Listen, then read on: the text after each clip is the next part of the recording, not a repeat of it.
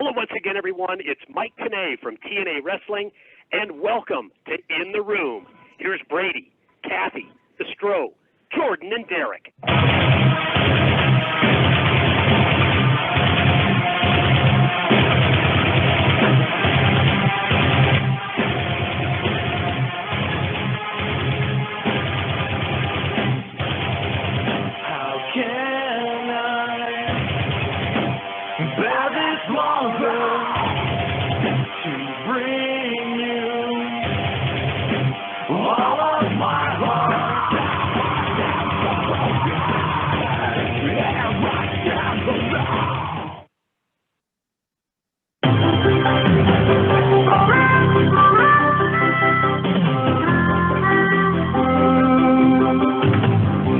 Sometimes the world looks perfect, nothing to rearrange. Sometimes you just get a feeling like you need some kind of change. No matter how dark it times, nothing's gonna stand in my way. The flame in my heart, like a long lost friend, gives every dark tree a light at the end.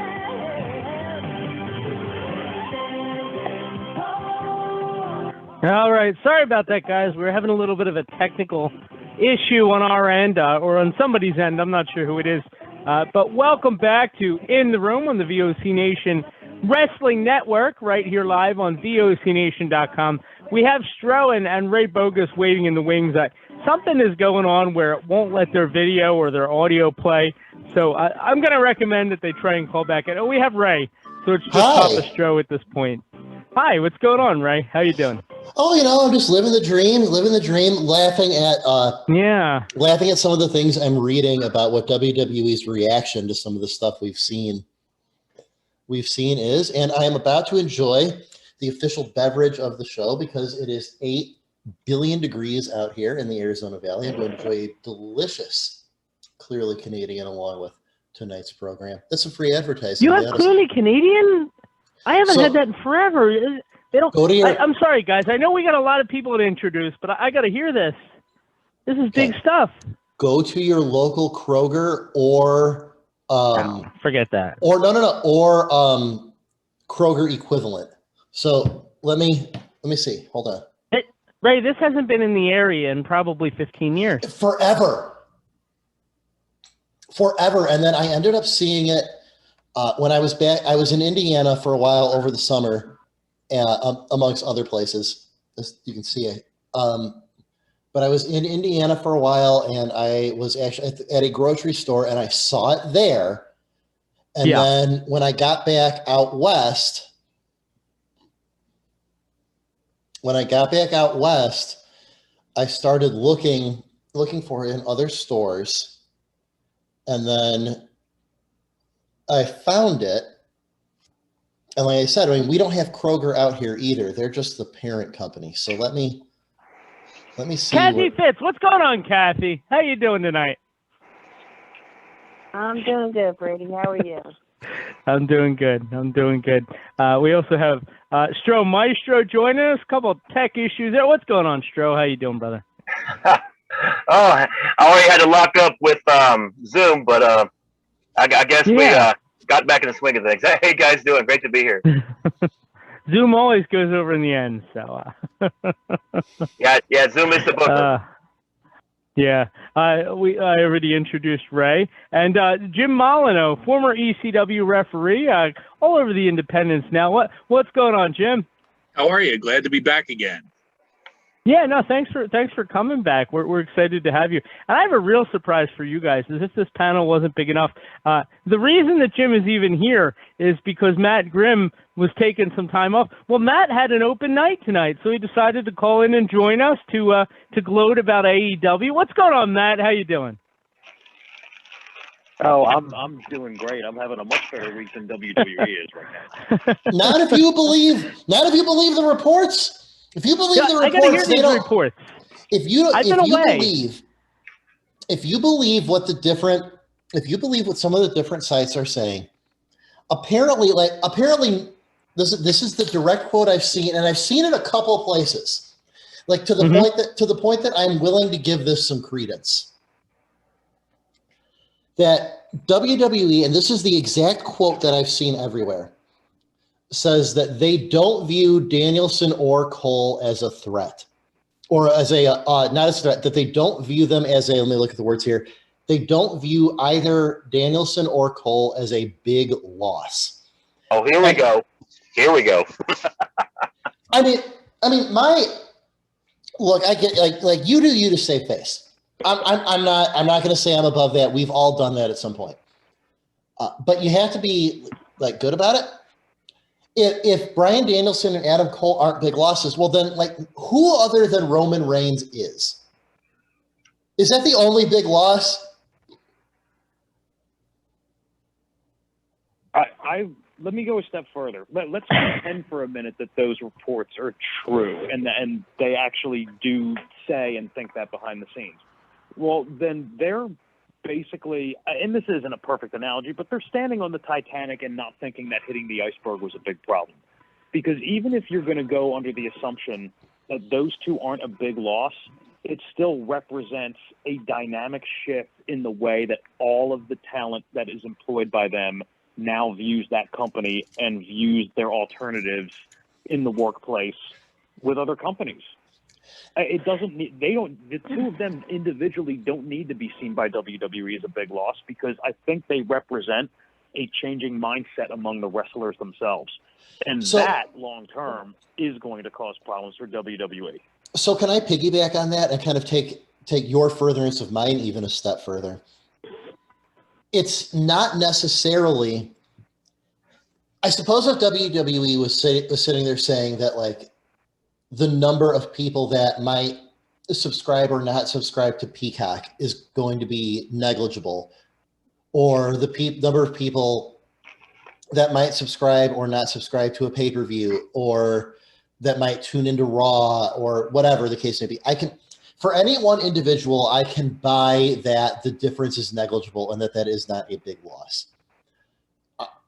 However, and I think you were, if you weren't there and just wording this differently, you were pretty close. It's optics. I don't have to care at all about how you don't, Ray. You really don't. I mean, you're right, I don't. But like, if I'm in charge of a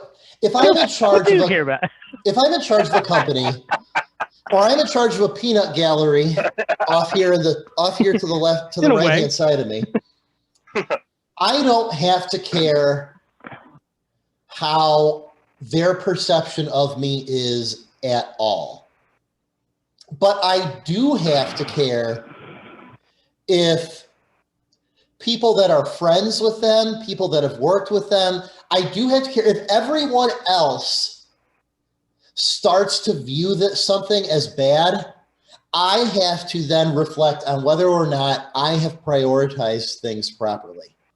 Absolutely. Optics. Like you don't think they're a big loss, but everyone else thinks they are. And while I'm not one to be inclined to say, do what the group's doing because the group is good, I am one who is going to say, in this particular instance, a lot of very smart people, and I put the people that host this show amongst that when I say very smart people, who are either directly in the industry or at least talk about it, are saying this is big.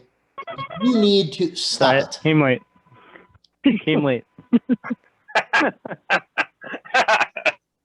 That you need to think about that in a different way than what you are.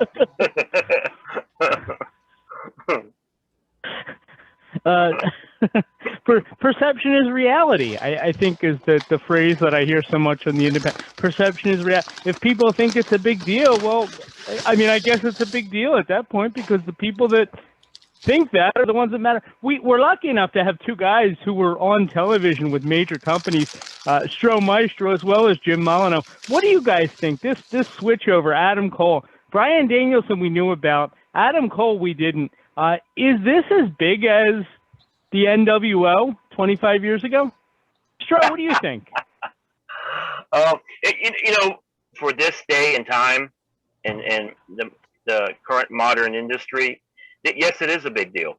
But dare I say, be as big as the NWO was. I mean, you got to consider Hulk Hogan, even before he was NWO, he was selling out arenas every night, getting the same reaction over and over again. And with the NWO, I mean, here's the thing. With the NWO, they were so huge on the scene, and they continually end up selling out arenas, so forth. So the real test is, can the guys like CM Punk, can the guys like Daniel Bryan, rather, and Adam Cole's and all that continually pop houses each and every night like they did? That'd be the real test. No, for sure. Jim, what do you think about it? Pretty big impact? Yeah, I agree with Stro. It's going to be very difficult for those guys to pop, to fill the buildings every night, because you've gone at least one generation of wrestlers that have not filled buildings every night. You haven't had a wrestler, one big name wrestler like Strode mentioned, Hulk Hogan. The last person that was like that was Stone Cold Steve Austin or The Rock, and you've skipped a generation of wrestlers, and there hasn't been one since that's been at the top. Brock Lesnar didn't fill the houses. Roman Reigns isn't filling houses. Whoever else they had at the top, John Cena. I don't know. So you can't see him now, but So, Jim, if I could counter that and just maybe give you, and I actually would like to hear both your perspective and Stroh's perspective on this. Is it so much that we've skipped a generation where no one could fill seats, or and this would be more what I'm inclined to think, did WWE miss on an entire generation of wrestlers? Because I think they missed the ball with Bryan Danielson. I think they missed their shot with CM Punk. I think they did have those guys, and they being WWE chose to act in a way that didn't allow those wrestlers to fill arenas. I agree. I can agree with that, because I think what's not causing them to fill the arenas is the fact that they have writers. They have the comedy show writers, they have the drama show writers, reality show writers that are writing for guys to read, and the guys are walking around with scripts in their hands trying to learn lines, and believe it or not, they're not actors. They're there to be wrestlers. And so they are looking at scripts and looking at them and reading them like this all day long.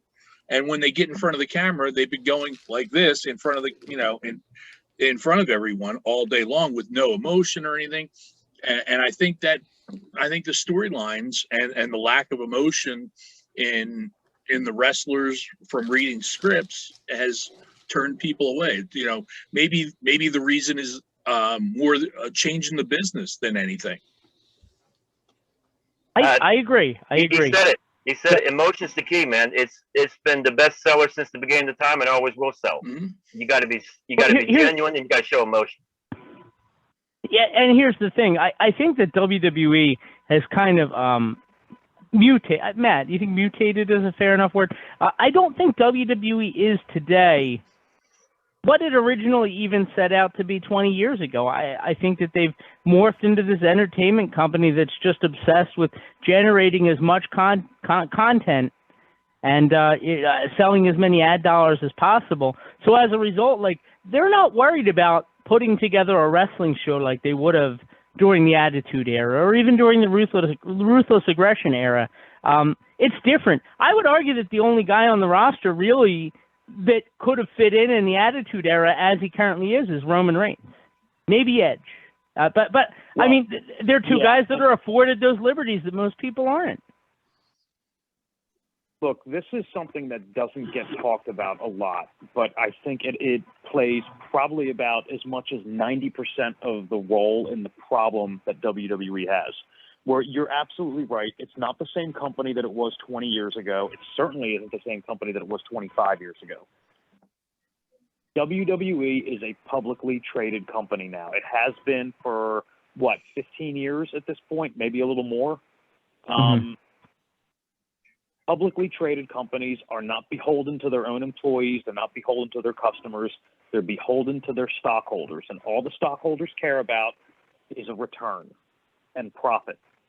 They're not really, it's like you said, they've mutated from being a wrestling company to an entertainment company. And they're an entertainment company that now the brand itself is supposed to be the star. And historically, if you just look at the way pro wrestling has worked, that's never been true of any other company before, including the WWF pre-publicly traded company era. Would you say that Stone Cold Steve Austin was bigger than the WWE when he was on top of the world and setting things on fire? I think you could probably make that case. I think you could make the same case about Hogan in the 80s. The company just isn't structured that way anymore, which actually, in the long run, has hurt them and made it difficult to develop any characters that people care about. For sure.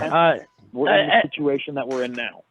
Sure. 914-338-1885, by the way, is the number to call in tonight. I see we have a couple callers already. Steve, you're up first. Just hang tight, and we'll get to you real shortly. I mean, obviously, WWE is in tailspin, and that's damage control when they talk about, that doesn't really matter losing those guys. I think anytime you lose major stars, it hurts. They just 2 weeks ago they had an announcement that Adam Cole had a meeting with Vince McMahon and it went great. Again, damage control apparently. So I'm really curious what all you guys think. And they weren't the only ones to show up in AEW, by the way. Ruby Riott, now Ruby Soho shows up, and I think honestly that might be the most impactful move long term that they're going to have, other than Punk. And Punk, I think it could kind of go either way. But that women's division, aside from Britt Baker, is really struggling. And when you can add a talent like Ruby, I feel like right away that's a step up. That's a major step up. I think Adam Cole is going to just be a lackey with those other guys in AEW with the Elite, and I think it's a mistake. I do. At least in WWE, he was going to be his own guy. Jim, I was worried for a long time he was going to be a cruiserweight, but he would have been his own guy. Yeah, I agree with you. Anyone who affiliates with, I can say the executive vice presidents, as opposed to the Elite, but you're not going to get any further than them. I said it last week when I was on. Look at the Young Bucks. Who's going to be a better tag team than the Young Bucks as long as they're in charge? And here's another point I was thinking of. If you're that fringe talent with WWE that's thinking of going or leaving, and where are you going to go? AEW, they should have a sign on the front door: no room. They're full up. I mean, they've got talent that aren't even making it on their YouTube shows. That's how much talent they have. So if you're one of those guys who think that, I can go with Cole or I can, go with the other guys that have just left, where are you going to go now? And nothing against any of the other companies that are out there, because I love watching the other. I don't want to use. I shouldn't say the word. The other companies that are out there that have national attention. Do you go to one of those and make an impact on a company there? I think it's an option as long as it's financially settled, financially acceptable to you. Why not go to one of the other companies and help build them? I think there's something to that. I mean, there's a couple of things. Brady, do you want to jump in first, or do you want me to go? You can go. Okay. I would say I think there's a couple of things to address here. Number one, as I kind of want to go back to something Brady said, which is that Ruby Riott, now Ruby Soho. Soho. I love that video, by the way. It's by Rancid. It's a good band. Good band, Rancid. Yeah. So Great band. Brady, I think you're right that Ruby Riott might end up being the biggest sign of them, but I don't think it's necessarily for the same reason. Because that women's division. Yeah, kid. Yeah, all right. Like, I agree that women's division is struggling. That women's division is struggling, but it's not for lack of talent. It's for lack of know-how. Okay. Like, so they don't know how to be good. Okay, well, like I look at someone like Tay Conti. Yes, she's very talented. Talented. That is a word I would use to describe her. But out the ass, as they say, has gotten people to care about her. I shouldn't have said that. I apologize. Yeah. Without really much of anything in like her actual wrestler's toolbox. Yeah. And like I think you might be right. Ruby Soho might be the kind of the biggest signing for this, but it's because now it doesn't have to be, well, watch Britt. There's someone else that will know how to do these things and can make other people better. Because right now, I mean, you're right. Like it is struggling because unless you're in a program with Britt Baker, you're not necessarily working with anyone who can make you better. And then, like, if you're a middling talent, Jim, I guess I get to kind of just put both of them together. I mean, I think you're right. If you're one of these more middling talents, some of these other promotions are looking really attractive right now. That unless AEW wants to give you a whole bunch of money to not wrestle,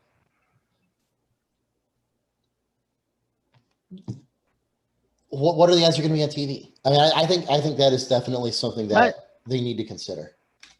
And I think that's where like Impact comes in, for example. Like they're just swallowing up a bunch of talent that just would have been so above them just a couple of years ago, just because they're available and AEW can't take everybody. I know it's weird to say AEW can't take everybody because it feels like they're like Ellis Island lately. Like they'll just take just about anybody that, you know, the huddled masses, right? So I feel like the company could go in either direction right now, Matt. I do. I don't want to be a negative Nelly. I feel like they could definitely be real competition for WWE with the talent that they have, and I'm hoping that that's the case because WWE needs to get pushed. They need to get pushed, and the only way they're going to push themselves is if it looks like they're losing and they're going to be embarrassed. You know, NXT they thought was embarrassing. That ain't going to be as embarrassing as when Raw starts losing to them. And I see that happening maybe in the next year if things keep going the way that they are. I really do. That's one way it could go. The other way, like Jim mentioned, I mean, I'm curious your thought, but the other way, and this is something that definitely struck me, Jim, you kind of mentioned it, AEW is swallowing up so much talent right now, it's more than they can put on TV. So they're soon going to have the same problem as WWE is. They're going to have a bloated roster where they can't use everybody. It's so funny because a year and a half ago, we're talking about New Japan and Impact and Major League Wrestling and AEW and all these different options where wrestlers could go where you don't necessarily need to go to WWE. It's almost like AEW kind of became that destination, and nobody wants to go to WWE, but nobody wants to go to the independents anymore either. Nobody wants to go to New Japan or MLW or, like I said, to a certain extent, Impact. It's I think it's bad. I think it's bad. I think all that talent that got gobbled up by the big company, Jim, they're going to have to go other places. You can't have it this top heavy. Yeah, all those guys that first signed with AEW, all those independent starlings that they signed when they first opened up, who haven't been doing anything, their contracts are going to end soon, I would think. Mm-hmm. And when they not get renewed and not get picked up again, not any fault of their own, but because there's only so much room in the locker room. Where are they going to go? They haven't been able to show what they can do because of all the talent there. So when you're looking at other companies like an NWA or MLW or Impact, are they going to take them? If not, they're back to the indies. WCW went through the same thing. They went through the same thing. There's nothing wrong with going back to the indies. I've recently done it. Right? Oh, absolutely. Nothing at all. But look, I mean, look what it did for Drew McIntyre or Jinder Mahal, or I mean, any number of guys who over the years, like, you know, you think they got some potential, they leave, they retool themselves, and then they come back stronger than ever. I think AEW is going to really quickly find out what WWE is slowly learning itself, that, like, you don't need to sign everybody under the sun. Because when you do, all you're doing is a disservice to all these different guys and girls. And you look at, like you mentioned, all these indie darlings and stuff. Joey Janela. When's the last time Joey Janela's been on TV? Or Sonny Kiss? Like, you know, these were names that they built the company around when they first kind of started, who now are just sitting there doing nothing. And it's a shame. And I don't see WWE scooping them up because they want to develop their own, I'm guessing, bodybuilders again. They're going to go back to 2008. Yeah, and who knows what's going to happen with NXT? I mean, you know, with revamping the people that are in charge, if the rumors going around, you know, a few years ago, even 6 months ago, you would have said, "There's no way the son-in-law is going to get fired." Well, guess what? The son-in-law might be getting fired. And the logo already looks like graffiti. Yeah. I mean, I've seen this happen so many times, Matt. It's like WWE has something hot, you know, they put it on TV, they overexpose it, it struggles a little bit, they retool it and ruin it. I mean, it happened so many times in the past, and it's only going to happen with NXT. My prediction is when they go to renew for Raw on USA, that NXT will not be part of the next deal. That would be my guess. And then where does that leave them? Now are they on Peacock? No, that leaves them 4 hours of Raw instead of 3. Yeah. Oh boy. Oh my goodness. Did you hear? Not Tony Khan. Who's the con man? Who's the con man for WWE? It's not Nick That's Khan. the right word, Tony con man. Yeah, seriously. He said he could picture an 8-hour Raw. He could picture an 8-hour Raw. No. Was he sober? That is from the point of view of just a board of directors guy who's trying to please the stockholders. That is not a guy who's worried about actually putting on a good show that the fans want to watch, you know, with personalities that they care about. What a money making. Better him than me. Even in the one than me, I couldn't do it if I tried. Even in the one night TV taping days, WWE or WWF at the time, I mean, they weren't doing an 8-hour show. Mercy. I think the worst I ever heard was like WCW did like 5, didn't they, Stro? Like a 5-hour thing. Yeah. They did it all-nighter one time too. Yeah, that's what I'm thinking. They could bring back the guest hosts and have Jerry Lewis come back, you know, and he could host the Raw all-night marathon. You know? Yeah. Brady, I don't want to knock this idea, but I'm pretty sure Jerry Lewis is no longer with us. We'll get him anyway. Which actually, I was going to say, that might make him the best possible host for that. Not talking Pee Wee Herman. Bring him back as his Pee Wee Herman, yeah. I still like when the Muppets did it. So the Muppets, yes. Oh, so ridiculous. 914-338-1885. Let's go to the phones. Let's bring on Steve and let's see what Steve has to say about this. Obviously, AEW coming off the biggest night in its history since last Friday. What's going on, Steve? Just becoming the win. Because they need their flag and call in. What? I didn't catch it. Say that again. You're getting too smart for this show.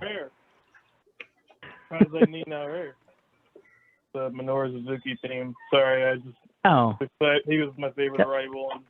That's some of those intelligent humors. Nah, just his theme song is a banger. I got you. So what you thinking, Steve? Pretty excited about Adam Cole and Daniel Bryanson, and that's what he should go by, Daniel Bryanson. That would have been funny. Right.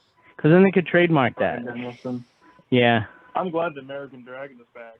He on the media scrum, he wants to kick heads in again. So I'm glad we're going to get a violent Daniel Bryan. He hasn't said that since the build up to WrestleMania.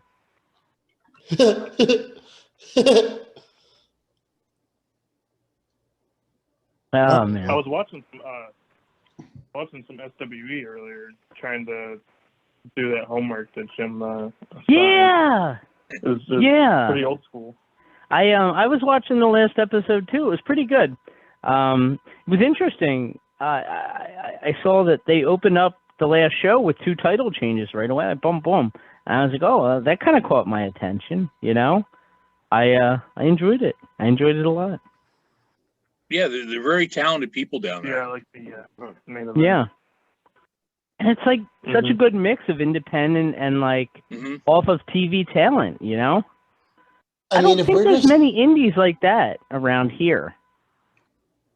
I was just going to say, in the Philly area, at least. Like, I guess if we're going to this, if we're kind of going to transition to this topic. Well, I'm just doing it because Steve is here, yeah. Well, no, but like I did my homework too, and I think maybe I might need help translating this because I think this might be something where only someone who got into wrestling a little bit later could maybe articulate. So I might need help. It didn't. Yes, you knew it was an indie promotion, but it didn't have that sort of, this is a depressing indie show feel. You get what I'm like going for? It felt like they knew like just basic production and staging things. It reminded me. Sorry. Simple but effective. Yeah, it reminded me of you know what it reminded me of actually was Saw Wrestling out of Nashville. Like it was like the same kind of like concept. It was like, you know, guys that we were familiar with mixing with independent talent, decent production value. They had some people in the crowd. It was just a good show, you know? Like ECW, they didn't have the best production value, but they were a good show. You know, they were an enjoyable show. Everything made sense. Sometimes I think Vince McMahon could have benefited from having camera guys that did things a little bit differently. You know, like what ECW used to do. Like it was, and what they do. Like they were doing a lot of like kind of under the rope angles and stuff like that. It's like I don't know. It's like they made it feel different. You know, it didn't just feel like an independent company that I was happening to catch on YouTube. It had a different presentation to it, and I can't quite put my finger on it. But I really enjoyed it. To me, it had the presentation of a territorial company. And, yes, that's it. You know, I think that's what attracted me to it, was that if I were to go to a show in any one of their towns, a house show, I would know what's going on. Whether and obviously with the smaller shows, the local shows, they probably don't bring in those recent releases in the way of talent that you would see on the TV show. It's more of the local guys and the guys they use on a regular basis, which reminds me of more like an old TWA as opposed to ECW. TWA was like that. We used all the local guys and had storylines going with them. And then 4 times a year, we would bring in people that, you know, Joel liked more than anything. And they were mostly Memphis guys, which was still great because, you know, a lot of the fans didn't see the Memphis guys back in the day because that was even before tape trading, really. And so, you know, it was an interest to see these guys that we didn't see before. So I think that's maybe that's why I liked it, because I compare it to where I started. I I really That's like cool. that you said that because just real quick, because like it reminded, once you said that and made me go, you're right. Like it felt like kind of like if you go back and watch like an old championship wrestling from Florida taping, it felt a little like that. And these I can see that. guys do have local TV. Okay. Yeah, I was thinking smaller world class was what I was thinking because they're in Texas. Yeah. Mm-hmm. It was cool though. It was definitely cool. And my God, TWA, yeah. I haven't thought about that since the last time Joel came on the show. It's that was a fun time. That was a fun time, you know. You haven't lived until you heard of Joe Zanoli's story about hiding in the shower to get away from Abby. You know. What about his lesser known half brother Joe Cannoli? That's a good one. Where's my horn? See if you can take the cannoli. I'm not ready for that. Hey, I like cannolis. That was loud. That was loud. Sure was. I don't know, Steve. I mean, I enjoy it. Honestly, if I could put SWE, if I could put that on my Comcast, then I guess I would have wrestling every night of the week. Never mind. I don't want to do that. So I'll just watch it on YouTube once in a while. Jim, do you work with them behind the scenes? Is that what you were talking about last week? No, I don't. I'd take I'd sit down for a meeting with them if they were interested. But no, it's just something I stumbled across on YouTube during the pandemic, and I was like, wow, it hooked me, and I just started. I went back to the latest episode, or the oldest episode that they had, and started watching them in chronological order, and just became a fan.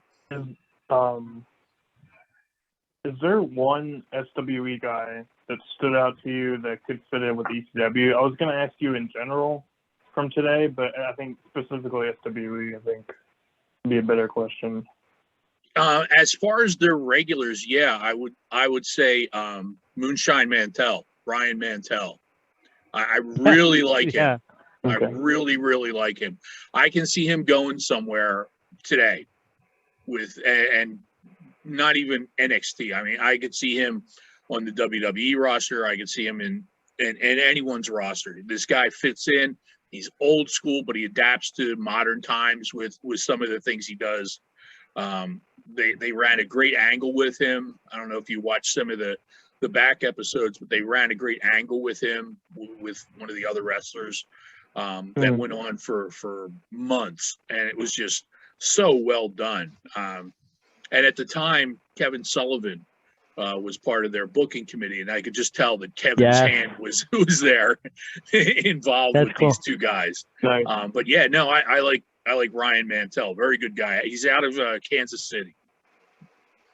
Okay. What was the match on the? Sorry, what was the match on the recent show that had the bleach bottle? That was an interesting moment. Like, I had never thought of that myself, like using a spray bottle in the match. That was kind of a cool idea. It's just a variation on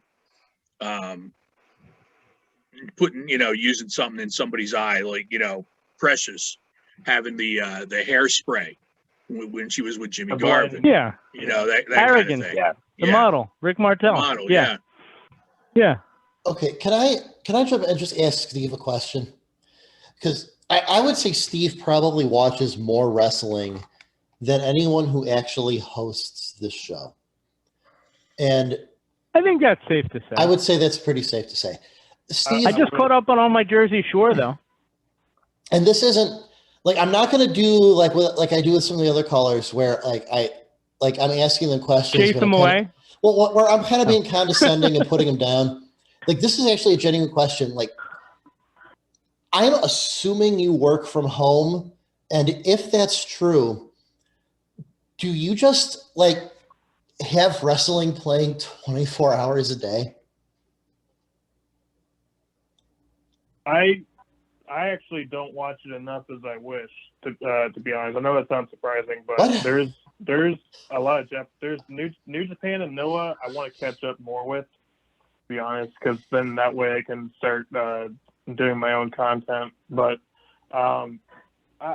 yeah, there's Japanese wrestling I need to catch up with more, and then I have New Japan and Noah to watch that I need to catch up on. But like the California show, I bet was really good, and I haven't caught up with it, but I was really happy with AEW All Out. That was Christmas morning for me with all those debuts, like 4 debuts and Punk's match, and then Suzuki showing up. So I mean, there is a lot of content to watch. So do you remember?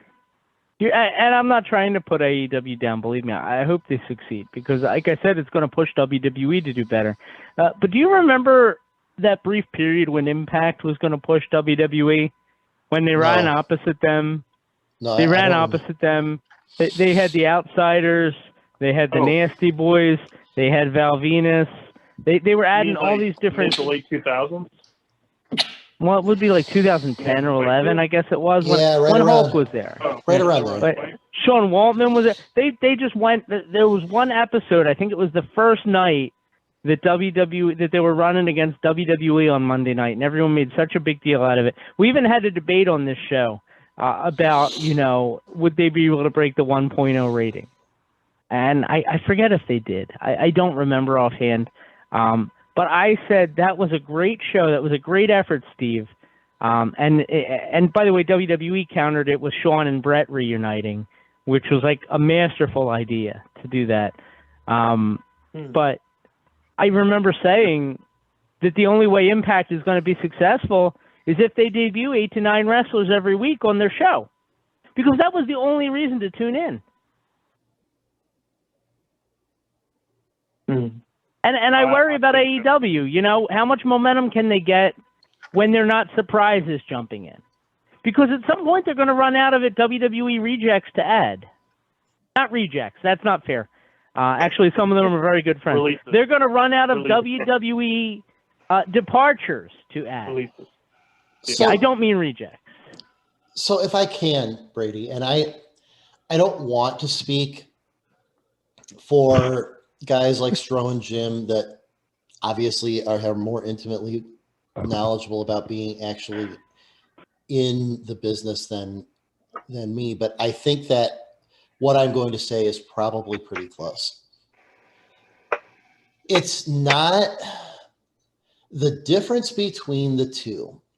TNA got a whole bunch of momentum up front and then didn't understand how to use that talent to keep people there, because it became, and I remember that at the time, Mike Bessler and I were doing our own thing then.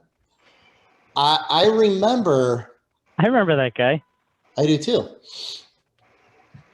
I remember that Impact essentially became Nitro, the epilogue. And there was, like, I suppose if you're just looking for a hit of nostalgia, that was fine. But TNA never learned how to get people to make me care about non-WCW guys. Now AEW has done the first part right. They're bringing new people in. They've done the easy part. Sorry. Well, no, you're not wrong though. The difference is that AEW has at least shown that it is capable of making stars in and of itself. How many times they can do that, to what degree they do that, obviously we could debate that until we are old and dead. But TNA, yes, they had momentum, but they then never applied that momentum. Whereas we can't necessarily make that judgment yet. You could argue, and I know I'm the TNA apologist in the group. I mean, I'm the only one who said that they're not dead. They're dead. I don't think they're dead. Well, I think Derek and I have declared victory on it. Derek and I have declared victory on this. They could sign Braun Strowman and Bray Wyatt, very possibly, because I think they would give them that Matt Hardy freedom to create what he wants. And probably they probably let them. Yeah, I don't know if they'll go there, but yeah. Chris Jericho said he was very close to signing with Impact, so I think they do have money, even though they're not super relevant right now. My thing, where AEW is successful, and this is something that a company hasn't been able to do in a long time, like probably 20 years at least, they've been able to present something that was compelling to WWE level talent, enough so that they could stay with WWE or they could hop over. I don't think that was Impact. I think Impact was getting the guys that WWE didn't want anymore, by and large, or didn't have a need for at the moment. Ric Flair and Mick Foley, for example. I think that's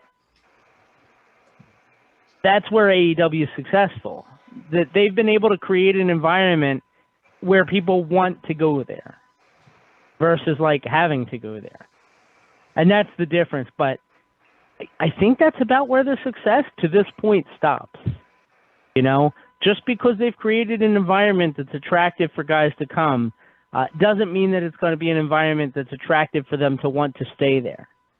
And that's the same problem that Impact had, and that's the same problem that any number of other companies have had over the years. You know, it's really easy to do a show when you got all this steak and sizzle, you know, where you're debuting Bryan Danielson and you're debuting Adam Cole as a surprise, and Ruby Soho and CM Punk and I assume Bray Wyatt and all these names are coming in all the time. That's the easy part. The hard part is now you've got all these names and they're not just on paper, and you got to make a compelling show out of that every week, and not lose fans and not make this bloated roster. Not have anybody on this bloated roster feel like they're being looked over. And WWE hasn't even been able to do that. Black, I'm compelled greatly. Malachi Black versus Dustin Rhodes, Suzuki versus Moxley. I think the weekly Dynamites are having these pay-per-view worthy matches. See, and I think Steve has something here coming up, but I think Steve has something here where the thing is, I think if you looked at, and I would be interested to hear what other people's thoughts kind of on this are. If you looked at, if you took the names off it and you just looked at what happens on each show, the reality is that on AEW Dynamite, you have a large number of non-intersecting storylines. Is it necessarily... Well, and while it may not necessarily be enough for the size of their roster, it's a significantly better job than we have seen really from anybody in the last, 20, 25 years?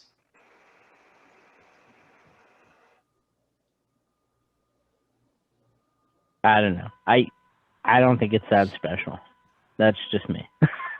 Call me a hater. I've been taking a break from WWE, to be honest. Like, I barely catch up with NXT or the main shows, to be honest. Like, there's some great talent in all three shows, but it's just, like you said, there is a lot of wrestling out there, and it's like, I'd rather watch the most fun show, and I think that's AEW, and then Dynamite at least, and then Rampage sometimes, you know, lately, and then I like the UK style that I haven't been watching it a lot, and really Walter is like the main draw on there, and Ilya. But I do like Finn Balor on SmackDown, but it's just I feel he's barely on. Mick Foley was saying what Mick Foley was saying about Karrion Kross, like that just really Karrion Kross, Malachi Black, Bray Wyatt, that just killed me. Like, man, I just my interest was just dropping when I saw the releases and Karrion Kross getting changed up because I liked his MMA look, and Scarlett being in his entrance. It's hard to keep my interest when things just are going to change when you're invested in a certain character. I think there's definitely something to that. Actually, no, you're fine. Matt Grimm actually sent me a list before we went on the air tonight. I meant to bring it up while he was here. But all these guys have something in common. And I think you're going to see it really quickly. Bo Dallas, Pac, Sami Zayn, Kevin Owens, Finn Balor, Samoa Joe, Shinsuke Nakamura, Bobby Roode, Malachi Black, Andrade, Keith Lee, Karrion Kross. That's a lot of names. Some of them are with WWE, some of them aren't. I think Nakamura is okay right now, but I wonder how long it'll last because I think he's until WWE okay decides they don't want to pay him. Title picture. Yeah, my argument is all of those guys were guys that they built NXT around since they launched the network. Right. And each and every one of those guys got moved up to the main roster and struggled to a certain degree. Some more than others, for sure.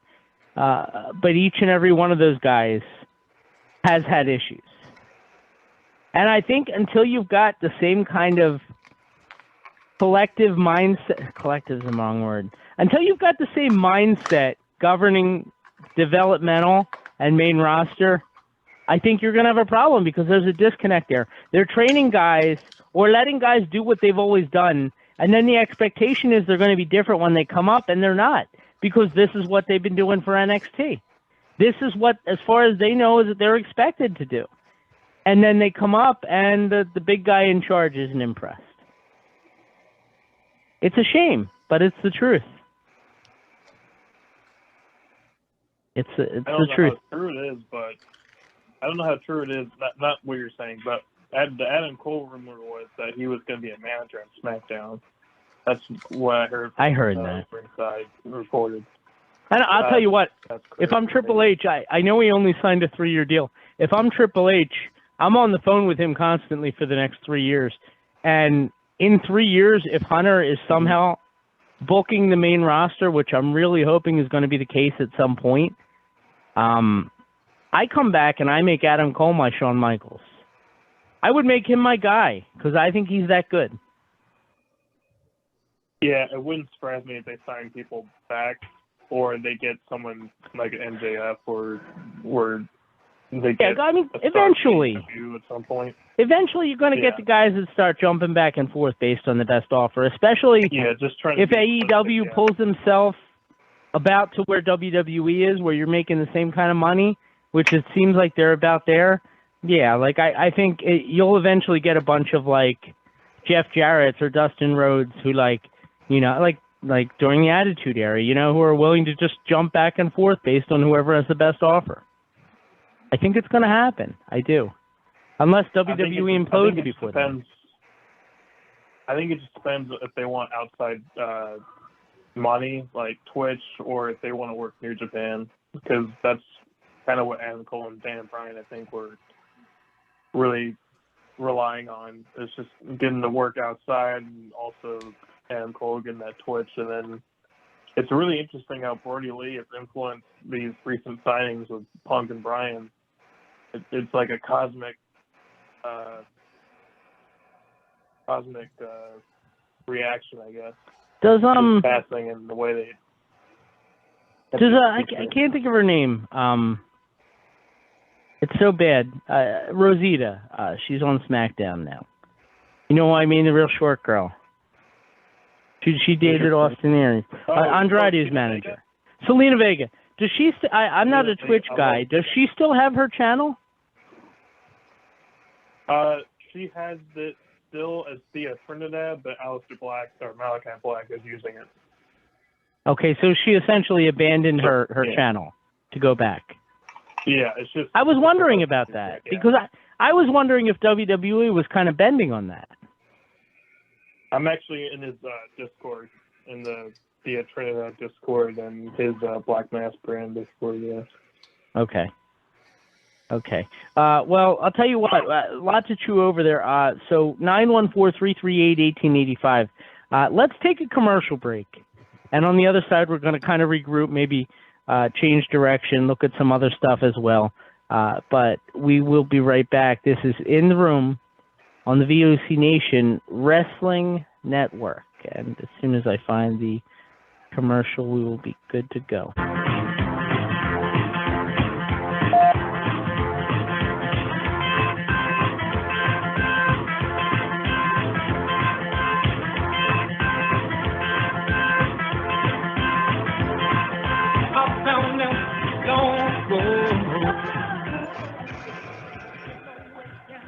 All right, ladies and gentlemen, we're back. It's In the Room on the VOC Nation Wrestling Network, right here live on VOCNation.com. Brady Hicks, and I've got with me Stro, I've got Jim Molineaux, and I've got Ray Bogus as well. And we're having some fun tonight for sure. 914-338-1885. We're talking about AEW and WWE and all this different stuff. I got a fun topic I'm going to introduce in a short bit. But before we kind of really jump back in, Stro, what do you got going on this week, man?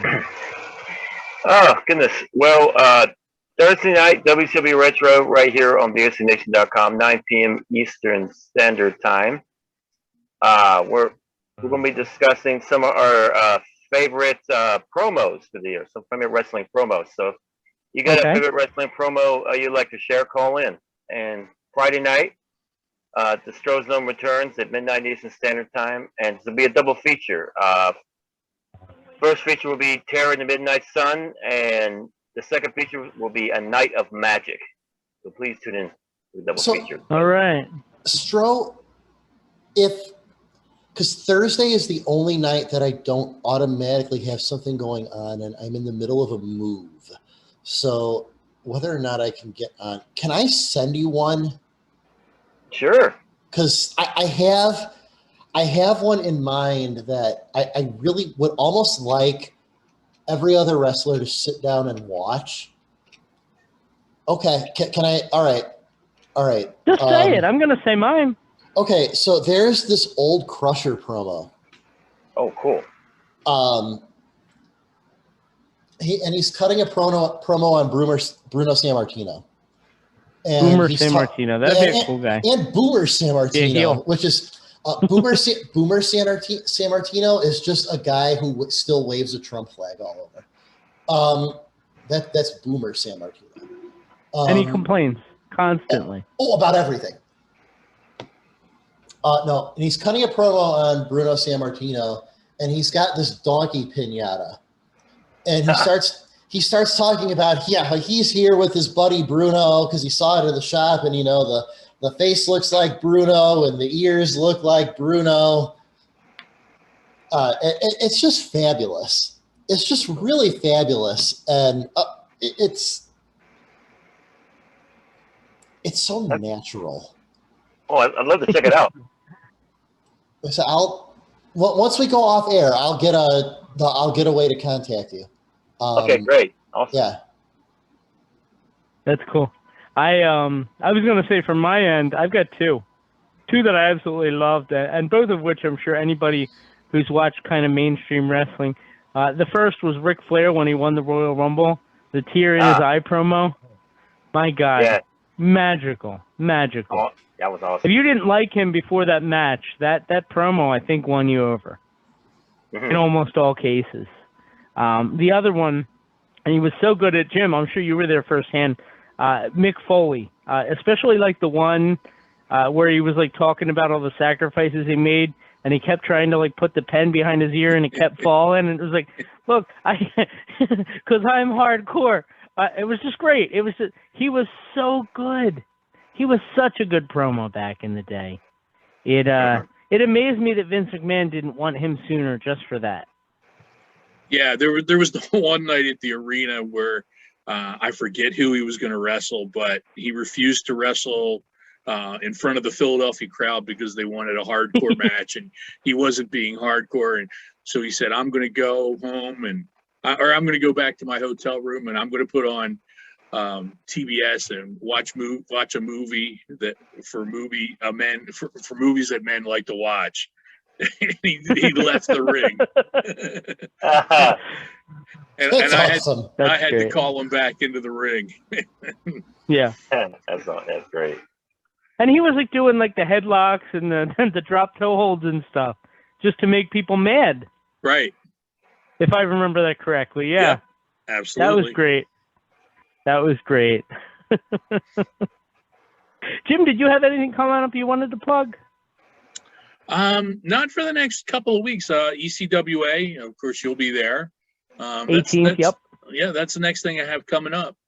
So okay, looking forward to that. Looks like some good fun matches lined up for that. I think we're gonna. Oh, sorry, I thought you were done. Good. Never mind. No, I was just gonna say, I real quick, I just was gonna say. So next week, I believe, will be the go home for the ECWA show. I'm going to try and get one or two ECWA people to kind of pop on so we can talk about the 54th anniversary show, which it's been going about as long as the Super Bowl. It's crazy if you think about it. ECWA, go ahead, Ray. Oh, I was going to say, and if ECWA really should give Jim his own segment, and I'm thinking kind of like Gene Okerlund at the Detroit Zoo, where he eventually interviews George the Animal Steele, and we call it Jim's Junction, and he just kind of talks about whatever's sort of on his mind, and then asks people questions, and if they're not willing to give that to him, then we certainly should. Does he get a little like a little engineer hat, Jim's Junction? Yes. Like it's better than Jim's Jungle. Like the Conjunction Junction guy and the exactly. What's your function? Yes. It's better than Jim's Jungle, I just picture him like Lord Alfred Hayes running around with like the pith helmet, explorer hat, Yeah. Good stuff. Good stuff. So Ray, you were saying, and again, I'm old, so you got to forgive me, but what were you saying, that we should continue the discussion on the air, because I don't remember a lick. Oh, we were talking about. I'm spaced. We were talking I spent all that time killing time, hoping I'd remember. Go ahead. No, that's fine. That's fine, because like you, just like an Alzheimer's patient, you asked me to say something, and then just kind of kept talking. So that's. That's pretty much what I expect on the show. That's my thing. It is, like you did just there. So, yes. We were talking off air. So anyway, no, I'm kidding. Go ahead. Sorry. Okay. So we were talking off air.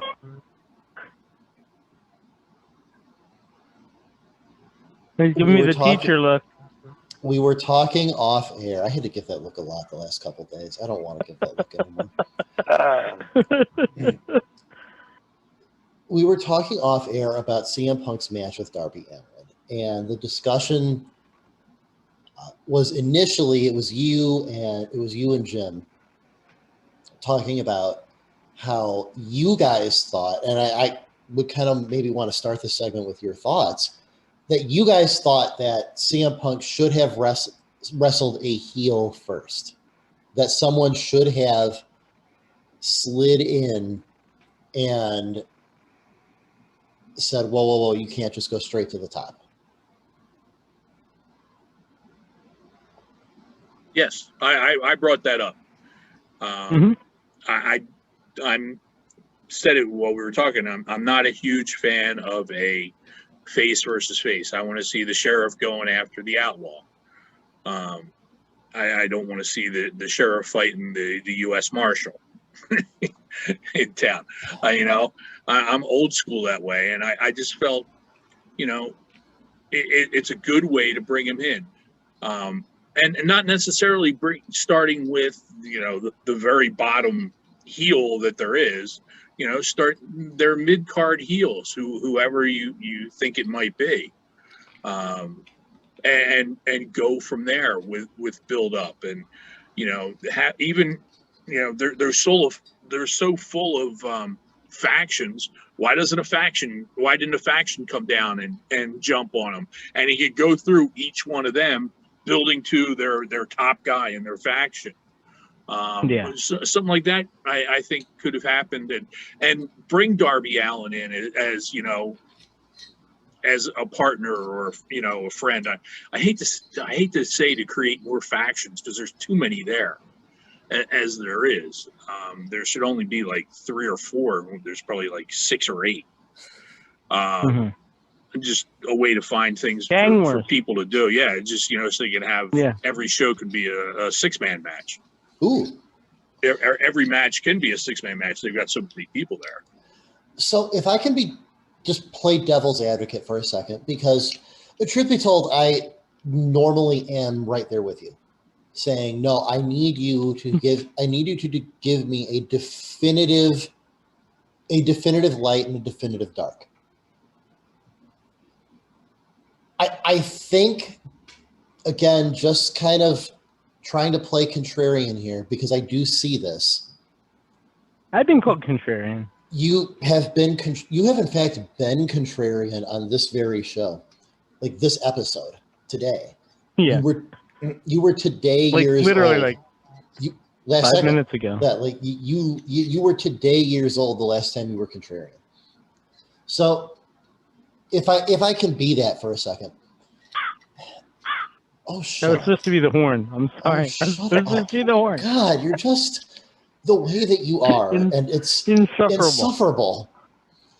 So this probably was the best way. I'm done. Mr. Hicks. I'm done. Please move your desk and chair into the hallway. Mr. Hicks, I'm going to take your desk. I'm going to drag it all the way out of the building and right down to administration. Don't think I won't. I'll let them deal with you. So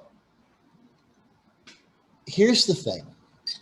I think that this might have been the best way to bring CM Punk in. And here's kind of follow my logic on this before you immediately tell me, no, Ray, you are brain damaged and wrong. Before you do that, follow my logic on this. CM Punk had to win his first match. Otherwise, everything else going forward would seem kind of silly. Number 2, Darby Allin was the best positioned person to take a loss to CM Punk, but not suffer any damage because of it. Like, do you think Darby Allin is any less of a contender now than I think he's 3 days ago? I think he's more of a contender. Okay, so with that in mind, I'm not necessarily sure that most, if any, of the other roster was positioned to do that. Like, when you say some of these lower or middling heel guys, then you don't have to give me one, but just think of one in your head and think about whether or not they necessarily could have taken the loss as well as Darby Allin did. And I think I'm not saying you couldn't make a compelling case, but I think you would be a lot harder pressed. Okay, here was what I would have wanted to do. Mm-hmm. I would have had Punk come in, establish that he's friends with Darby Allin, not necessarily have Darby Allin be involved with his match. Have the heel I was thinking of, and I'm sorry, I forget which one was hurt and which one wasn't, but FTR, one of the guys was out with an injury.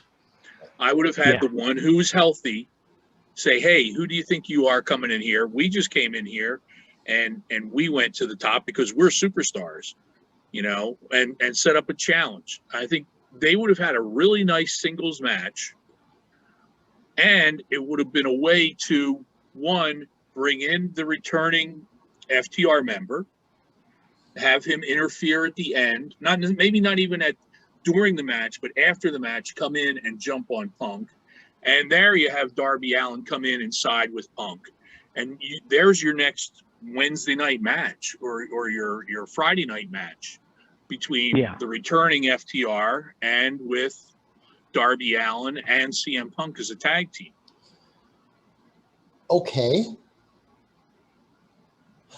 I can get behind that. I guess all I'm trying to do is say like I don't. And first of all, let me say I don't disagree with what you said with both of your points. Right, and I actually don't disagree with what you said. I guess I'm just like saying like I don't. If my complaint about the CM Punk debut, and that goes from when he first came out in Chicago until he got the victory Sunday night. If my complaint is, well, he didn't face a heel, then I don't have a complaint. I guess is kind of my point. I think more of my complaint is I wanted to see a wrestling match, not a gymnastics exhibition. But you're going to see that anytime you get a Darby Allin match. I know. That's why I don't like him. Like, wow. Yeah, I wanted to see CM Punk have a fight. I think I agree with you, Jim. I do. I think that there's something to be said with, say, like, give people the excitement in doses, like to kind of jump to like, he's here, blah blah blah. He's here. Here's his big promo, and here's the first dream match. All in the course of about 10 minutes, and they could have gotten a lot more out of it, I think, if they kind of drug out those moments to build toward that. And like you said, having him feud with the guy from FTR, not FDR, would be tremendous. A great way to do that because, they would have a great match. And in the end, Punk could take that and go to the next level and kind of go from there. I do think there's an element in AEW of like, we got to give them as many dream matches as possible, as quickly as possible. I don't know what the thought is, like Punk's not going to be around forever or what the deal is there. Maybe he's only signed for so many matches. I really don't know. But it's an interesting concept. I definitely would have drug it out more. Or at the very least, like I said, I would have Darby Allin turn bad. If you're going to force that match as the first pay-per-view match, I would have probably turned Darby Allin. Yeah, I don't think I would because you've got too many people behind Darby Allin that really like him and see him as this skateboarding hero or, this stunt hero who does these crazy things, not just on skateboards. And I don't think he would be accepted as a heel. No matter how hard you try to change him, I don't think he would be.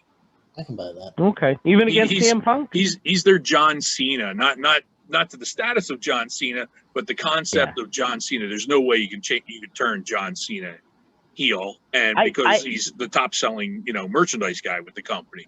Where Darby Allin is, if he's not, or if he before CM Punk, he was probably one of the top selling merchandise guys.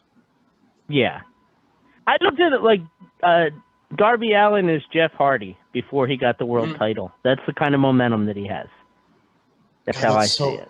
I mean, that's so accurate. Not just because I think the momentum is right, but Thank you. I mean, if you see like the Office meme, where corporate needs you to tell the difference between these two pictures, it's the same picture. I mean, they really, they're the same guy. Yeah. It's just that one does less meth.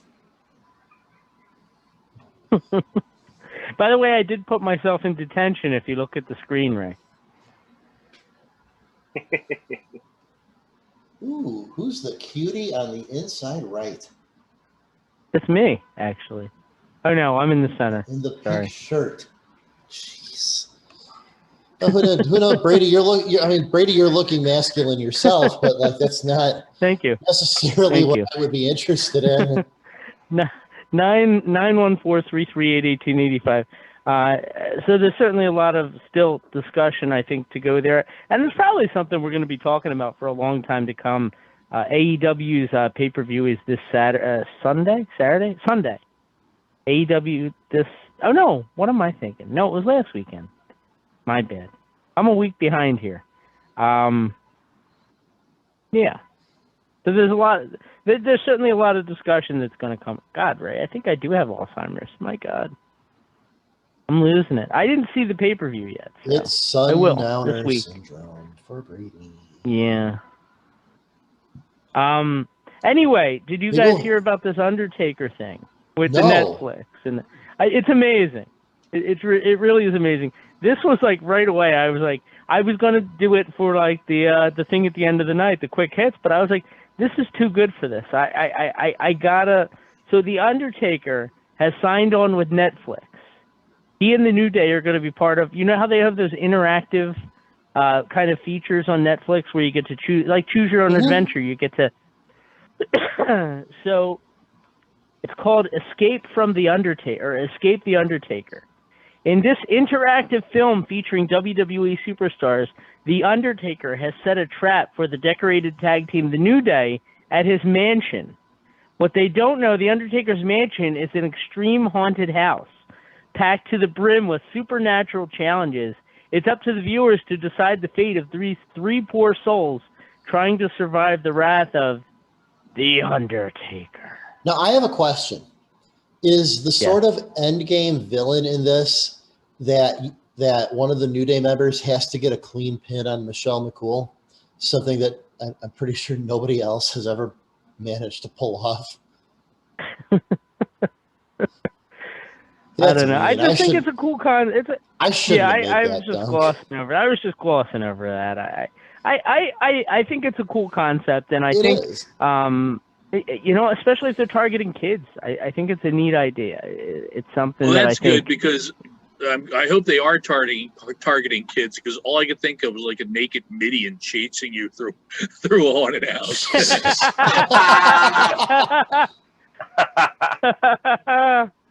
It's a shame Paul Bearer's not around, because he would have been great for that. Yes, he would have. Yeah. But it's cool. I'm glad to see it, and if it gets him away from the stupid biker Undertaker that I never appreciated, then I'm all for it. So here's what I actually would like. You want to talk about a great sort of next step in the story of the Undertaker now that he is kind of off living his life. I would like to see him actually come back, but now he's Paul Bearer, and some new person is a new Undertaker. I think that would probably be. It could have been Aleister Black if they played their cards right. It could have. Well, hell, not even playing their cards right. It could have been Aleister Black if anyone had reminded Vince that Aleister Black was on the roster. Someone goes over to the body, pokes him. Vince, he wakes up. Like Jabba the Hutt, just like all of a sudden startled. Whoa. What do you want, pal? Vince, we've got this guy named Aleister Black. We better release him. Who?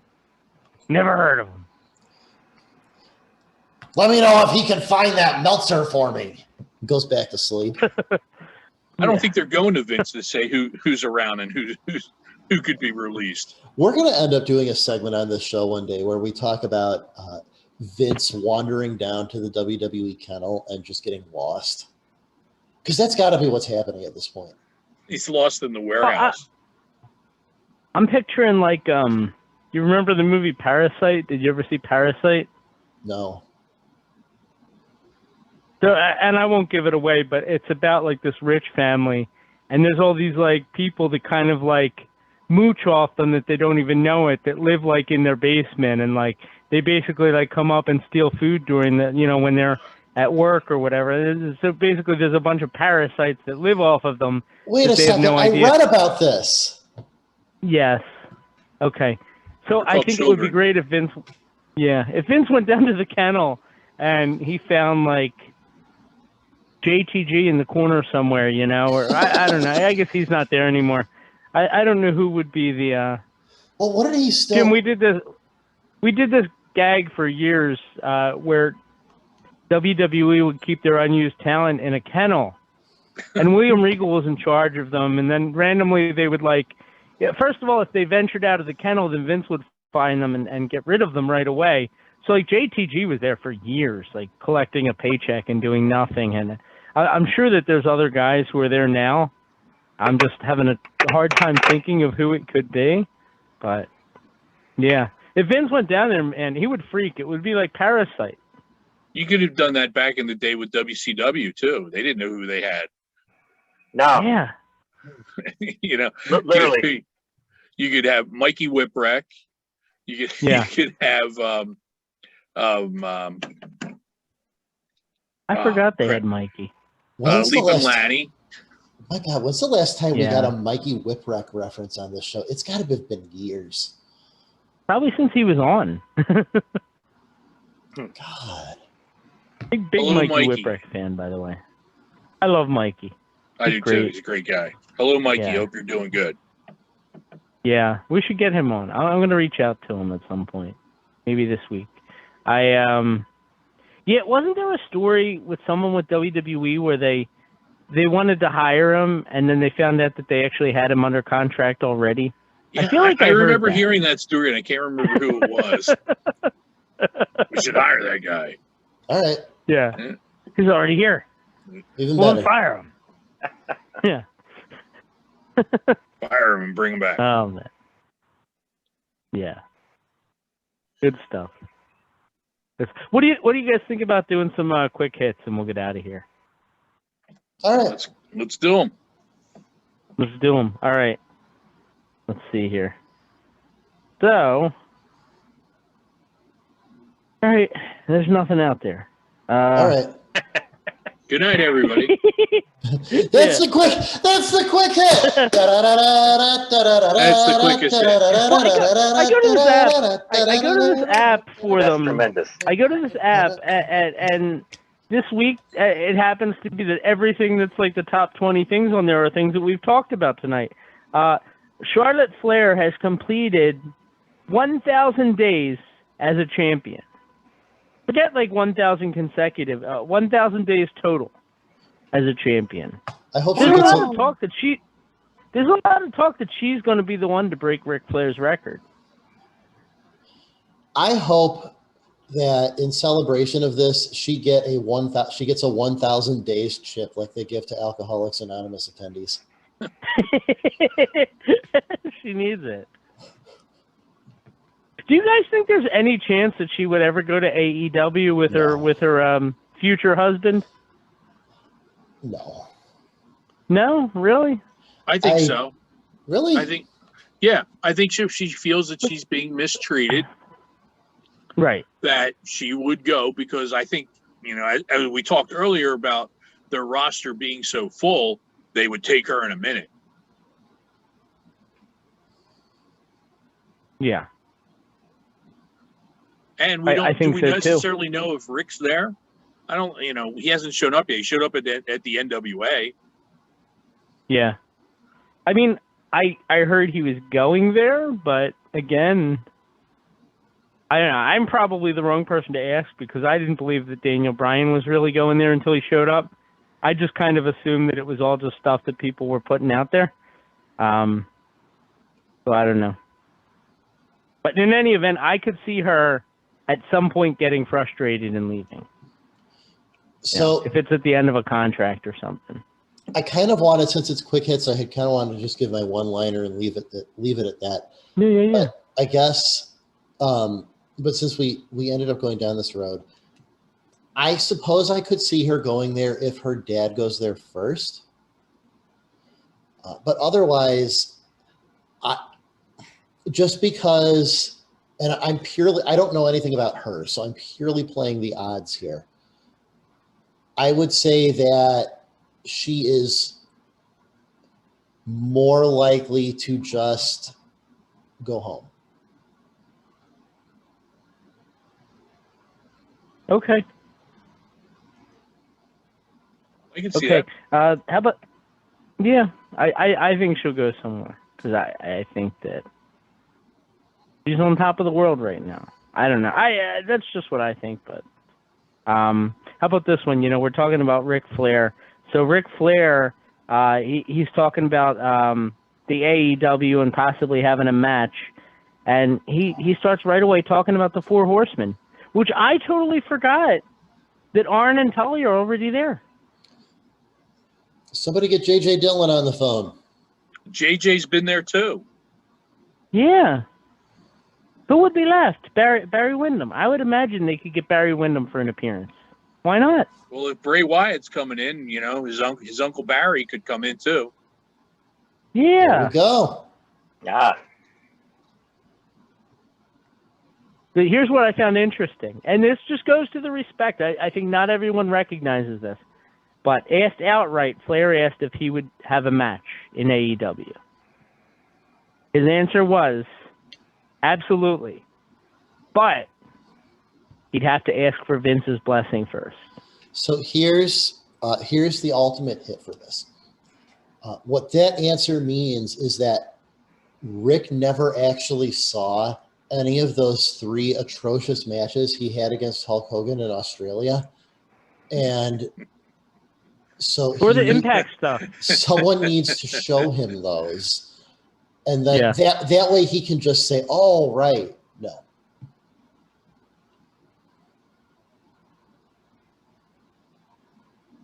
All right, I think that's it. There's really not that much news out there. So there's not. Yeah. Ray, did you have anything you wanted to plug on the way out tonight?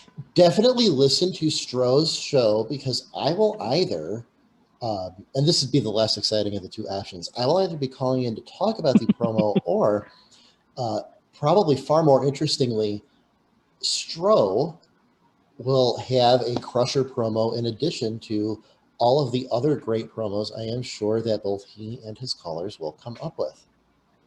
Cool. Very cool. Jim, anything? I know. I mean, you said you got ECWA coming up, but yeah. No, thank you for joining us. Yeah. Sure. Thanks for having me again. Something I didn't bring up last time or this time, and excuse me for kind of being distracted here while I'm putting in a passcode I can't remember. Well, that's me every time I talk. I'm doing 8 things at once. But I've come up with a line of parody referee T-shirts, wrestling T-shirts, and they all come off of an existing T-shirt. So, like, I have instead of the Bullet Club, we have the Referee Club. Okay. So it's the Referee Club with the Bullet Club logo, kind of logo, and then on the bottom it says 1, 2, 3. Okay. Instead of Austin. Better than the Muffin Club. There you go. But I like the Muffin Club. But yeah. I like the Muffin Club too. Instead of Austin 316, I have Referee 123. I have two Refamania T-shirts. Refamania is running wild. Okay. One in black and white because of referees, and one in the traditional Hogan red and gold. And then the one that seems to be popular, the most popular, is the EC Ref and W. I like that. So EC Ref and W. That's pretty good. So if you go to my store, and I'm trying to bring it up, so it's through TeePublic. So it's teepublic.com/user/extreme-referee. It's a weird email, or it's a weird address for the thing, but you can go to TeePublic and try to find them. It takes you a while. Okay. For some reason, I can't. But yeah, it's just a bunch of parody shirts. I thought, let me give it a try and get some ha-ha and, have some fun with it. And a great idea. Shirts here and there. So when I do some appearances, I do have the EC Ref and W shirts, and I've got some stickers. Okay. So, but otherwise, check them out at TeePublic. I think if I get enough people following me, I can move it over to wrestling tees. I think you have to have so many people follow you, and I'm not there. Well, yet. Jim, Jim, I would be totally willing, if you want to put them on the VOC Nation, I would give you 100% of whatever you pull in. I mean, we have it, Pro Wrestling Tees. I don't know how successful it is, but we met the minimum, so whatever that was. I'm working on it. I'm getting there. Okay. All right. Cool. Stro, in another fun week. So tell us a little bit about your upcoming days. That really sounded weird. That was a weird way to put it. I'm sorry. But Thursday night, WCW Retro on VOCNation.com at 9 p.m. Eastern Standard Time. We'll be discussing, like I mentioned earlier in the podcast, stuff. Some of our favorite wrestling promos through the years. So if you got a favorite wrestling promo you'd like to share, please call in. And this Friday night on the Stro Zone at midnight Eastern Standard Time on my Facebook page, facebook.com/Stro the Maestro. It'll be a double feature. First feature will be Terror the Midnight Sun, and the second feature will be A Night of Magic. And also next Saturday, the 18th, I'm going to be doing commentary for Shockwave Wrestling Entertainment at the Craven County JC's SWE. Fairgrounds. Yeah. In New Bern, North Carolina. And more information on the event, go to shockwavewrestling.com. Okay, very cool. So first of all, thank you to everybody for tuning in this week. I know it was a mess. I felt like I was so distracted, but hopefully you guys all got some enjoyment out of it, and I certainly love getting together each and every week with all of you guys. Thank you to the best cast and crew that I could ever ask for. Kathy, Stro, Derek, Ray, Matt, Jim, thank you once again, and you're welcome on anytime, my friend. I have a feeling that we'll be doing this again real soon, I would hope. So beyond that, everybody be good to each other. Next week, ECWA on the 18th. That's the 54th anniversary show. I'll try and line up an ECWA guest for next week if we can. And that's about it. Everybody be good to each other. Take care. Love you all very much. Bye-bye.